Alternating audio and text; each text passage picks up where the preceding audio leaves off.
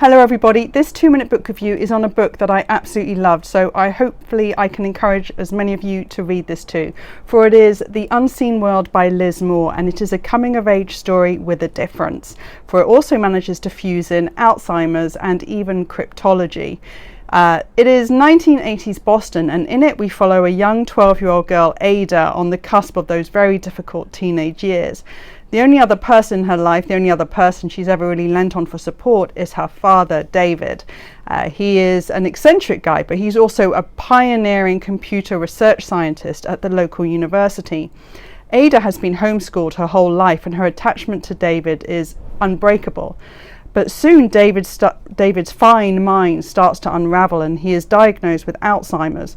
Ada is propelled into the local school almost against her will, and David eventually has to start thinking about whether he needs to give up custody of Ada. But as the legal wranglings over what to do with Ada start to begin, it becomes clear that David might not have been entirely truthful about not just his own identity and family history, but even Ada's. David's mind soon becomes difficult to engage with, and soon he becomes withdrawn deeply into himself as the Alzheimer's takes hold. And instead Ada is left to investigate her own family history. Who is she? Where does she come from? Who are her father's family?